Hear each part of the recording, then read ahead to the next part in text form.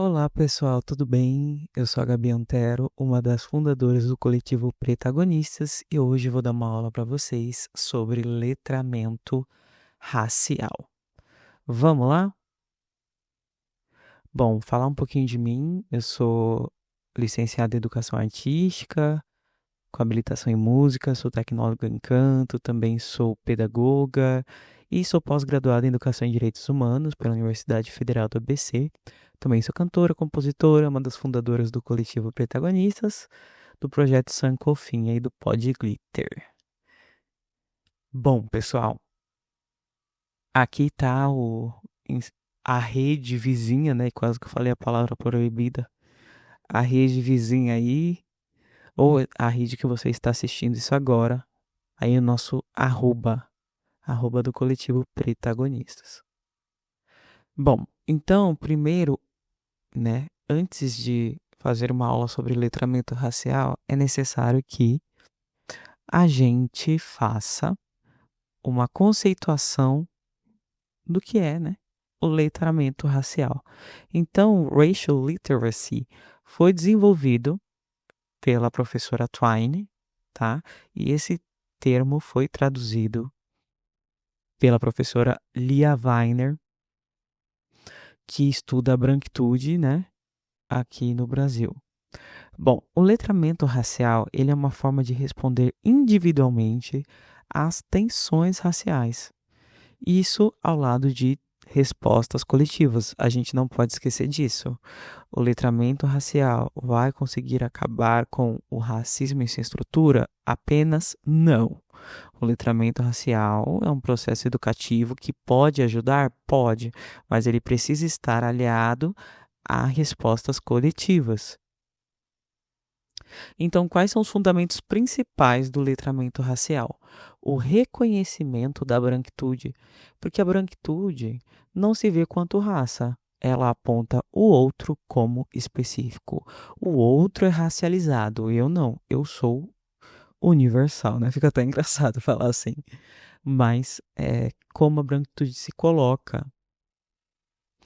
Outro fundamento é compreender que o racismo ele é um problema atual. A dita abolição não resolveu com isso, pessoal. Se você fala que o racismo não existe, você não está olhando para os dados. 64% dos nossos jovens acreditam que na escola é um ambiente onde sofrem mais racismo. E o Anuário de Segurança Nacional, em 2023, diz que houve um aumento de 127% dos casos de racismo. Então, antes de vir falar, nossa, tudo é racismo, a gente precisa entender que ele é um problema atual, sim, que ele existe sim, e não sou eu que estou falando, são os dados. Procurem dados para sempre basear as suas opiniões. Não podemos basear as nossas opiniões em achismo, não podemos. Bom, terceiro ponto, entendimento das identidades raciais como construídas socialmente. Porque, de acordo com a ciência e com a biologia, as raças, né, não tem base nenhuma biológica. Existe apenas uma raça humana, tá? É a raça humana. Ponto. Tá? A gente vai falar um pouquinho sobre isso daqui a pouco. Então, por que que a raça é construída socialmente? Ela foi utilizada como um mecanismo de hierarquização racial, né, para subjugar pessoas. Foi para isso que a raça foi construída, tá? Um quarto ponto é a apropriação de uma gramática e de vocabulário racial. Como assim? Como o racismo ele é estrutural, ele também está, gente, em nossa língua, em nosso vocabulário. É importante a gente olhar? É importante. Por exemplo, por que que você fala inveja branca? Já pensou por que que você fala inveja branca? Ou, por exemplo, quando você se refere a uma prática religiosa dos brancos, a gente fala que é religião. Quando é dos povos racializados, das pessoas negras ou dos povos originários, é magia. Então, o nosso vocabulário, ele está enraizado com o racismo. Então, é necessário que a gente também preste atenção nisso. E por último, você atendendo esses 4 pontos, você aí vai conseguir interpretar as práticas racializadas. Porque talvez antes dessa aula você não tenha pensado, eh, nesses pontos que eu vou explicar aqui. Então, é super necessário que você preste atenção e, a partir disso, tome uma ação proativa em relação ao racismo. Não basta não ser racista, como diz Angela Davis, né? É preciso ser antirracista, é preciso tomar uma atitude em relação com o racismo, né? Então, não basta só falar, não sou racista, pronto, isso não é comigo. A ideia aqui é a gente refletir de forma crítica. Então vamos para o assunto. O primeiro importante, né? Existe raça? Então, segundo a biologia, segundo o projeto Genoma, tá, que durou 13 anos, foi realizado por um consórcio internacional. Então não sou eu que estou falando, são os cientistas mais gabaritados da época que estão falando. Eles estão falando que não existem diferentes raças humanas, pois geneticamente somos 99,9% iguais. Ah, professora, mas essa questão da raça, tem pessoas que são parecidas, tem pessoas que são parecidas sim, mas as diferenças não são entre grandes grupos, tipo assim, dos asiáticos, para os africanos. A diferença não é essa. A diferença genética é de ser humano para ser humano. Nossa, nunca ouvi falar disso. Pois é, gente. Mas isso foi publicado nas revistas científicas da época, Nature e Science, eram revistas referência, tá? Então, gente, as divisões raciais, elas foram baseadas em teorias pseudocientíficas. Elas não são científicas, por mais que exista o racismo científico, que são essas pseudociências. Por exemplo, Samuel Morton, né? Ele media crânios para justificar as hierarquias raciais. Só que pensa comigo, eu sou branco, eu invento o conceito de raça e ainda falo que a minha raça é superior a todas as outras. Ele achava que o tamanho do crânio media a inteligência da pessoa, né? Enfim. Então, assim, a raça ela não é um dado biológico, uma construção social para justificar desigualdades e estruturar sistemas de poder. Então temos aí o retrato, né, do Samuel Morton, uma das primeiras figuras do racismo científico, que errou feio, errou rude. Então, a Lélia Gonzalez vai falar pra gente, inclusive uma das grandes referências, né, como antropóloga, filósofa, escritora, a gente não nasce negro, a gente se torna negro, isso é uma conquista bem cruel por nossa vida afora. Por que a gente não nasce negro, a gente se torna negro? Porque a gente viu que é um processo social. O ser humano, ele vai se constituindo através de suas relações sociais. Uma pessoa isolada do mundo, ela não consegue desenvolver nada. Ela não desenvolve a fala, não desenvolve as funções psicológicas superiores, né? Ela não se desenvolve como indivíduo no geral. O ser humano é um ser social, tanto como biologicamente. Você acaba de nascer, você precisa de outro ser para cuidar de você. Não é como, sei lá, um filhote de cervo que já nasce andando e já consegue se virar no mundo. Então, o ser humano é um ser social. Então, a gente não nasce negro, a gente se torna negro, tá? Então, é um processo cultural. E eu lembro muito bem quando eu me tornei negra. Quando eu percebi na escola que as pessoas faziam chacota do meu cabelo.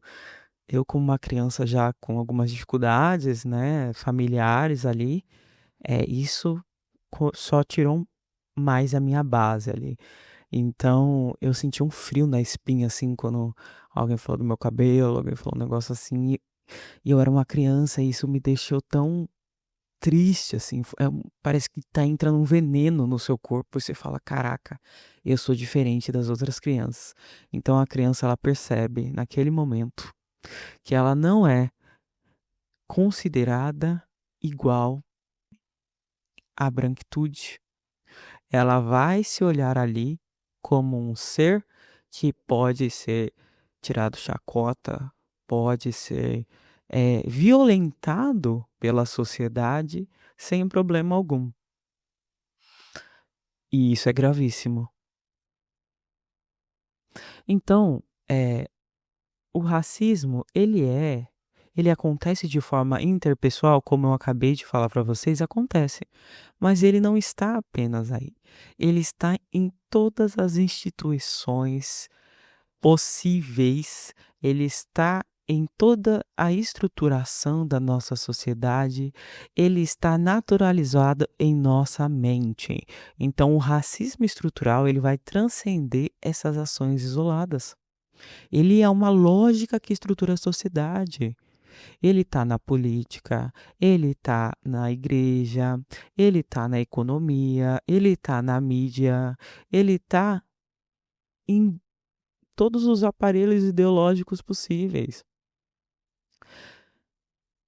Então, o racismo estrutural, ele também é construído com um apagamento, com um epistemicídio, né? A morte do conhecimento. Não que as pessoas negras fossem intelectualmente inferiores às brancas, mas as pessoas brancas que colonizaram eram as pessoas mais violentas, eram as pessoas mais irresponsáveis. Elas não eram as pessoas mais intelectuais, as pessoas mais inteligentes, não. Elas eram as pessoas mais violentas.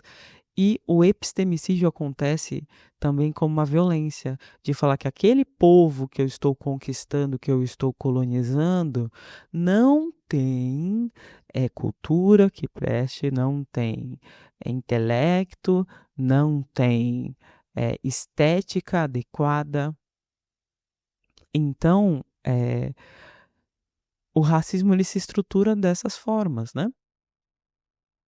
Então, a professora Lia Weiner vai estudar a branquitude não pelo olhar para as pessoas racializadas, para os povos originários, para os imigrantes ou para as pessoas negras, ela vai olhar para a própria branquitude.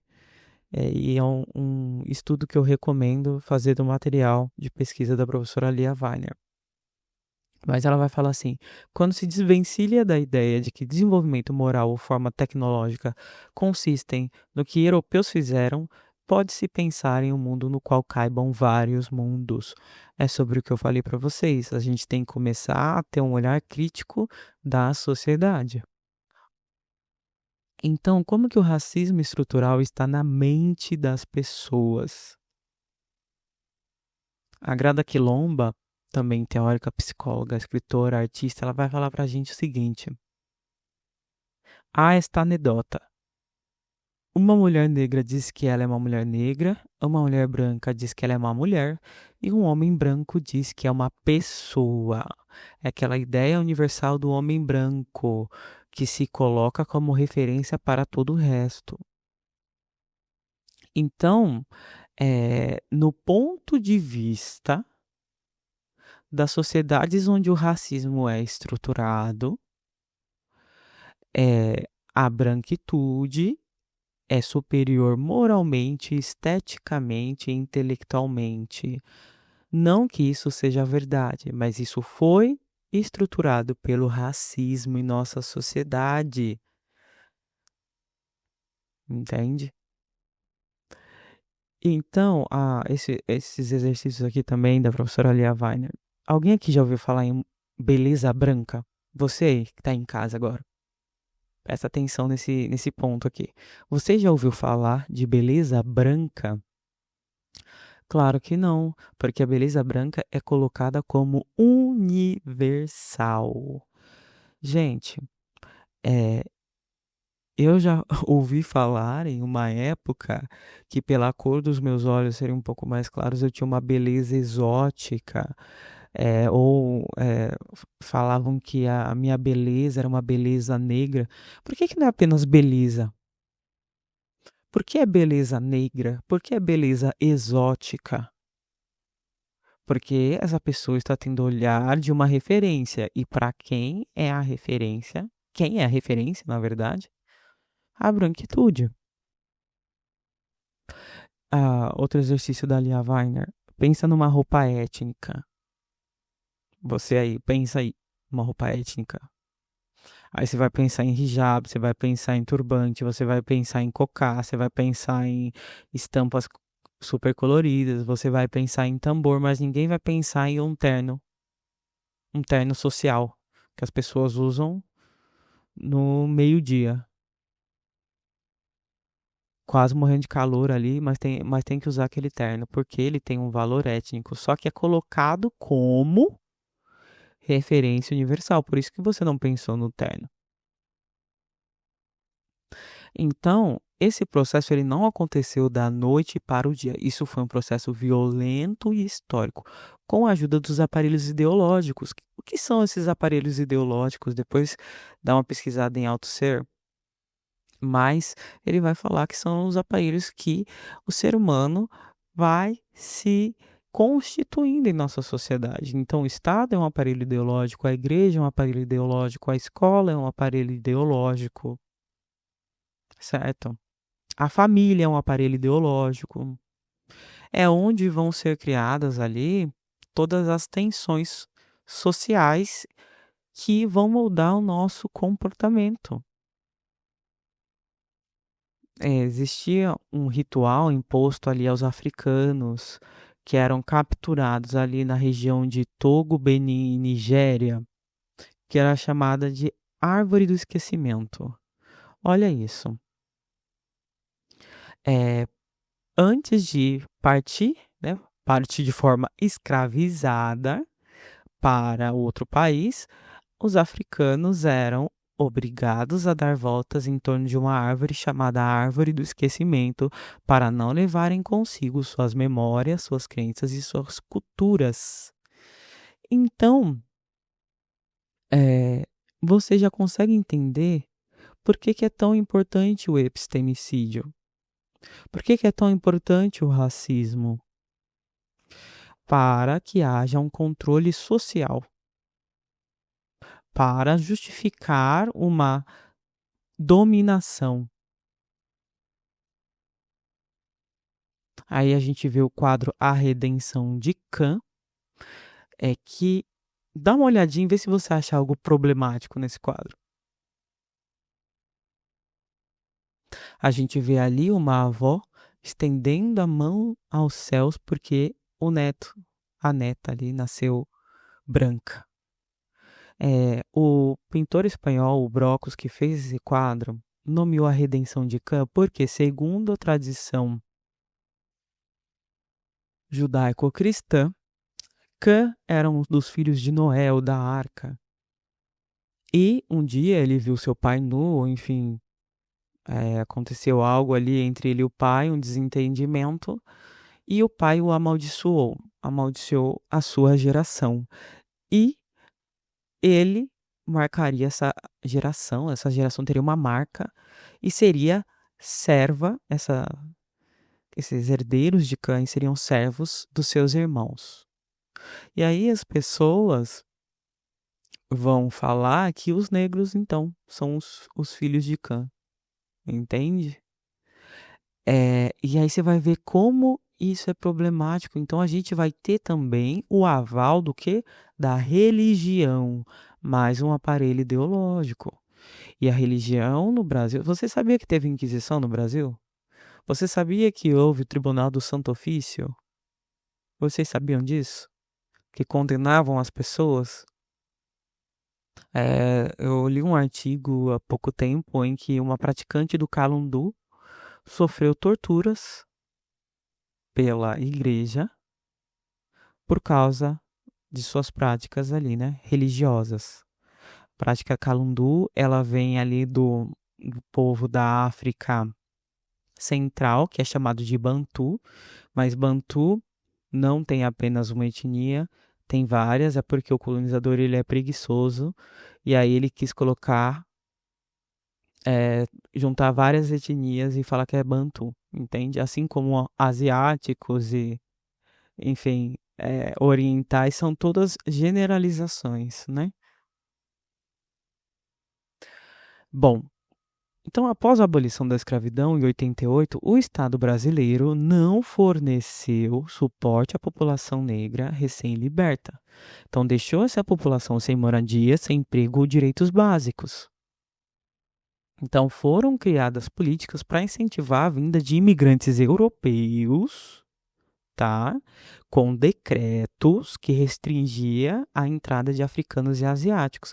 Agora pensa, quem que construiu a riqueza desse país?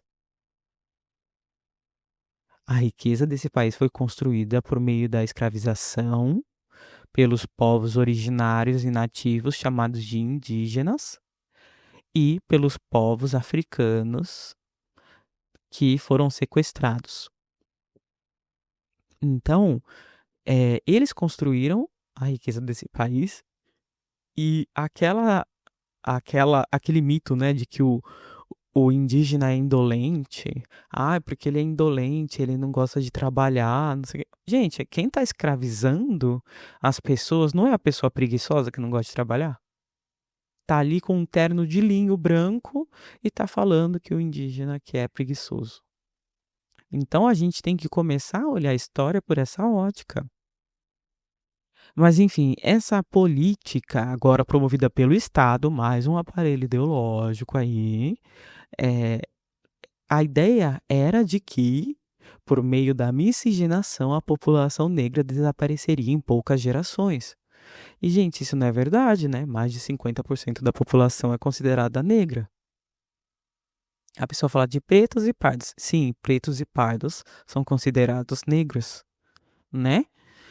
É, Então, esse pessoal já não conhecia muito de biologia, porque a gente sabe nem sempre é assim. A biologia não é essa coisa determinante no sentido de que misturou vai clarear. Não, pode escurecer.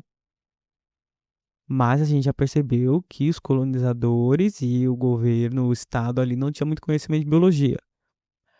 Bom, então, é, outra política que foi instaurada era a chamada lei da vadiagem, decreto da vadiagem, que fazia o seguinte: se a pessoa não tivesse profissão, não tivesse meio de subsistência, não tivesse domicílio certo, ela era presa. Se ela fizesse qualquer coisa que era ofensiva à moral dos bons costumes, também era presa. Aí você imagina, você é uma pessoa recém-liberta, uma pessoa negra recém-liberta no Brasil. Você foi liberto, mas não tinha casa para morar, não tinha um emprego formal, porque a empregabilidade formal estava indo para os imigrantes europeus. Você, se você não tivesse um trabalho, você era preso, ou seja, já houve a criminalização dessas pessoas. Então, esse decreto é totalmente injusto, né? Então, vamos lá. É, esse decreto aqui eu já falei, mas só para vocês terem uma noção, podem procurar, está tudo na internet. Ah, Gabi, tá com erros de português.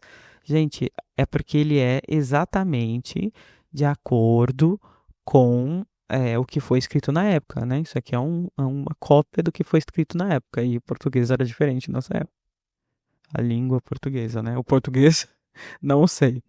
Mas enfim.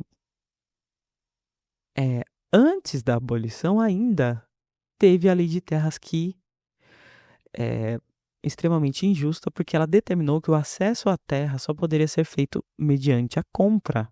Então, os poceiros, as pessoas que já tinham tomado posse de um lugar e não tivessem o dinheiro para comprar, estavam ilegais e poderiam perder suas terras. E vocês acham que essas terras ficaram na mão de quem?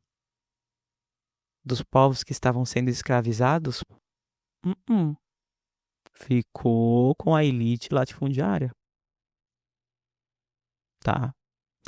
Também deu subsídio, né, para os imigrantes europeus virem aqui para o Brasil.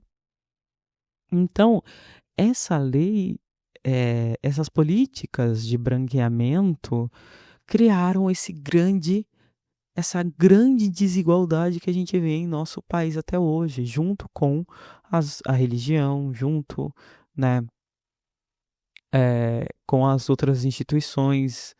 Isso foi sendo enraizado em nossa sociedade. Aí, ó, o governo dava 120 francos na época para cada imigrante adulto que viesse da Europa para o Brasil. Olha só. Você vem aqui, ó, que tem terra para você, tem emprego para você, e ainda te pago para você vir aqui. Agora, as pessoas que estavam lá, que foram escravizadas, que construíram a riqueza do país, ninguém estava nem aí. Então, além disso, a ciência também, a pseudociência, né? Porque a ciência de verdade não era. A pseudociência, o racismo científico, também foi muito discursado aqui no Brasil, né? A eugenia, que é o que é eugenia? A ideia de raça boa, né? A ideia de que existe uma raça que é superior intelectualmente, moralmente, esteticamente do que as outras. No caso, negros, asiáticos, ciganos, judeus não eram bons o suficiente, né? Então, um médico aí chamado João Batista de Lacerda, no Congresso Universal das Raças, sugeriu que em 3 gerações o Brasil seria um país branco. E olha essa frase, tchan, tchan, tchan, tchan, que vai acabar com a infância de muitas pessoas. País de mestiços, onde branco não tem força para organizar uma... Eu não vou falar em voz alta aqui, mas vocês conseguem ler. KKK, né? Aquela... Né? Um dia se fará justiça a essa instituição, tivéssemos aí uma defesa dessa ordem. Olha, que fala... Esse trecho vai falar o seguinte, que mantém o negro em seu lugar. Estaríamos hoje livres da peste da imprensa carioca. Porque, cortando pro final, a mestiçagem do negro destrói a capacidade construtiva. E olha quem falou isso, gente. Quem falou um absurdo desse? O nosso queridinho Monteiro Lobato. Tá em uma carta a Arthur Neiva. Não acredito. O Monteiro Lobato do Sítio do Pica-Pau Amarelo? Sim. Aí o nosso querido Monteiro Lobato, que inclusive, né, estereotipa as pessoas negras como o negro místico que ajuda, né, o personagem principal ali, o herói em sua jornada, que é o tio Barnabé, né? Ou a pessoa negra colocada em posição de subalternização, como empregada, tia Anastácia, ou como contraventor, aquela ideia ali do Saci. Então, gente, quem é um cientista nesse negócio é o sabugo de milho. Eles colocam um sabugo de milho para ser cientista e não colocam uma pessoa negra. O intelectual, né, do negócio. Então, nem sei se era cientista, a gente não me lembra, também não quero lembrar. Então, olha o que a nossa querida boneca Emília, que era uma boneca branca, aliás, né, vai falar. Burrona, negra beiçuda, Deus que te marcou, alguma coisa em ti achou, quando ele pretende uma criatura, é por castigo. Isso vem lá de Memórias da Emília, tá? Na versão original, porque nas novas versões não tem mais isso, viu? O pessoal tirou pra todo mundo esquecer que o Monteiro Lobato é um eugenista e racista. E ainda ele escreveu um outro livro chamado Presidente Negro, onde ele vai defender medidas de eugenia negativa, como a esterilização de pessoas negras. Enfim, é um absurdo. E até os Estados Unidos não permitiram que esse livro do Monteiro Lobato fosse publicado lá, porque disseram que era muito ofensivo ao público da época. E a gente está falando dos Estados Unidos que defendeu a segregação racial até os anos 60. Ou seja, né, para vocês verem como era ofensivo esse conteúdo do livro do Monteiro Lobato. Então, gente, agora a gente vai entender como a mídia, né, fazendo esse gancho com Monteiro Lobato, vai criar o racismo recreativo. E quais são as características? É o uso do humor para disfarçar o preconceito, é a normalização da inferiorização de pessoas negras e dos povos originários, e é difícil de denunciar porque as pessoas vão falar o quê? É só uma piada. Você que não está sabendo lidar, que é mimimi, que é o que a gente vai escutar por aí. A pessoa não conhece o contexto histórico, vai, infelizmente, tirar opiniões, vozes da minha cabeça e vai achar que tá certa ainda. Então a gente, quando for discursar com uma pessoa dessa, tem, mesmo mostrando às vezes os dados históricos, é complicado. Então por isso que é um processo necessário que o letramento aconteça. Bom, a minha gata aqui, gente, arranhando. Bom, então a gente vai ver a Solange Couto. Olha o que ela vai falar pra gente. 37 personagens, 25 empregadas ou escravizadas, 5 dançarinas e 7 não estereotipadas. Isso para a campanha Sentir na Pele. Ou seja, olha o estereótipo que as pessoas colocam pessoas negras em nossa sociedade. Lembra da atriz que fez, a do Moraes, que fez a Tia Anastácia? Ela também fez várias empregadas. Porque é aquela ideia de que a pessoa negra tem que ser subalterna. Ou aquela novela, né, que era da Cor do Pecado, que eu não preciso nem falar nada, só o título da novela já fala, ou seja, o pecado tem cor. Qual que é a cor do pecado? Branca, que não é, pelo que a gente está percebendo pela própria imagem. Aí, olha, gente, eu não aguento mais ver nada de pessoa negra escravizada. Eu não aguento mais. Eu não vejo mais. Me dá raiva. A gente sabe que tem várias emissoras que fizeram fortuna em cima de novelas de romantizando a escravização. Inclusive, essa atriz que aparece na foto, a Nayara Justino, ela foi considerada negra demais para ser a Globeleza. Tem até um documentário, vocês conseguem achar aí no YouTube, Nayara Justino, negra demais para ser a Globeleza. Porque até o lugar relegado às pessoas negras ainda possui uma hierarquização de tom da pele. Enfim, e aí a gente ainda acha a outra estereotipação, né, da pessoa negra, que é o do contraventor penal,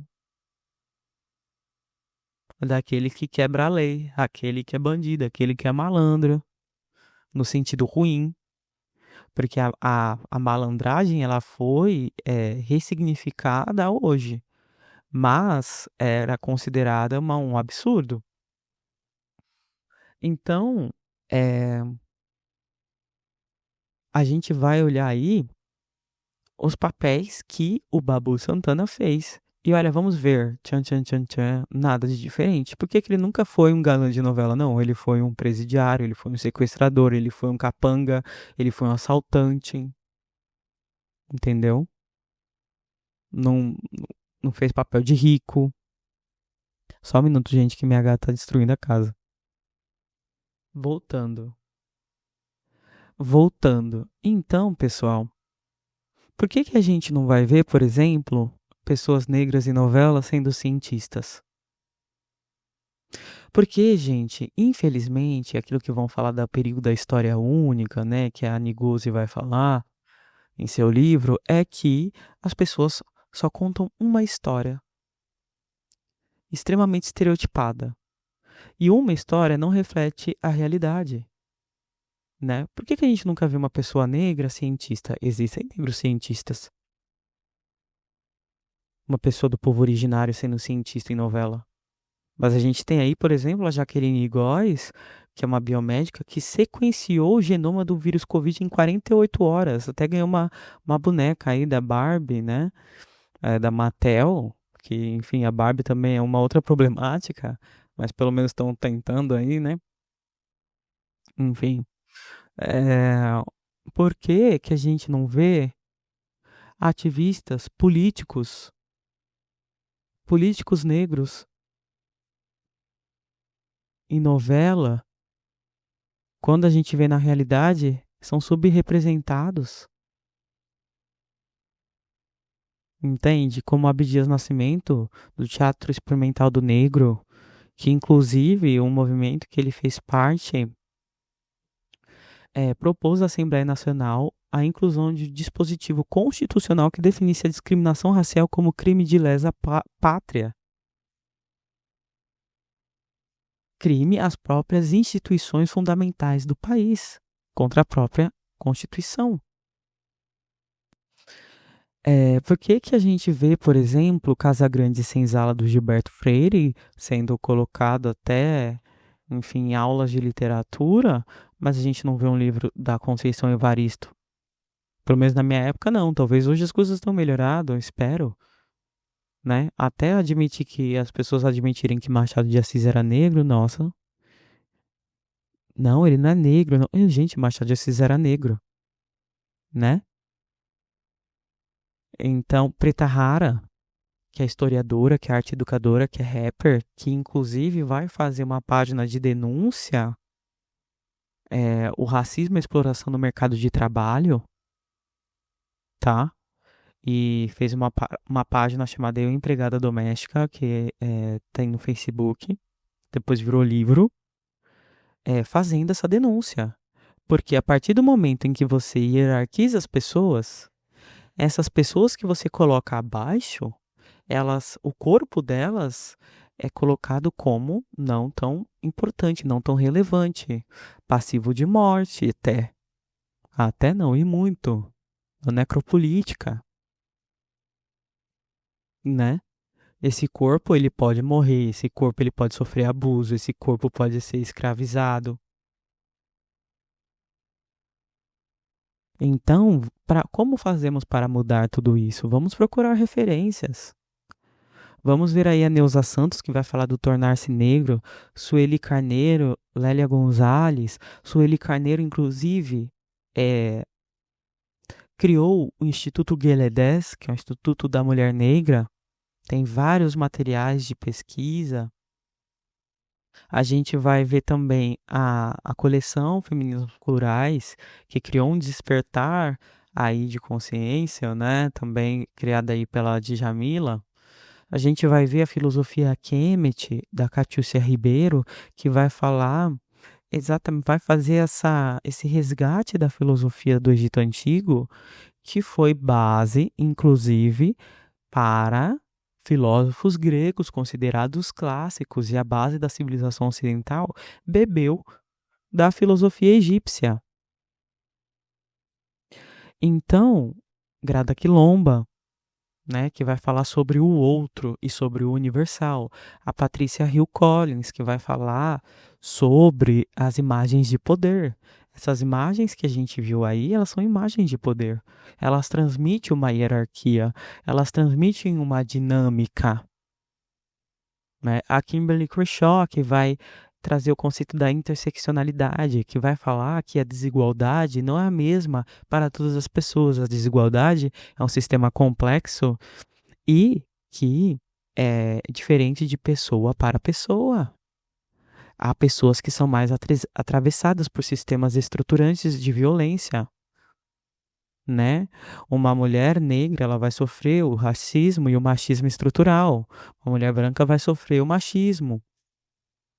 A desigualdade, ela é diferente para todas as pessoas, dependendo dos atravessamentos dos sistemas estruturantes da nossa sociedade de violência. Bell Hooks, que também é muito conhecida, vai falar também sobre o lugar do afeto. Joyce Beth vai falar sobre o conceito de empoderamento, e é interessante você pegar essas referências. Carla Cotirene também, interseccionalidade. A Cida Bento, extremamente importante, que vai falar sobre o Pacto da Branquitude, que é uma aliança inconsciente.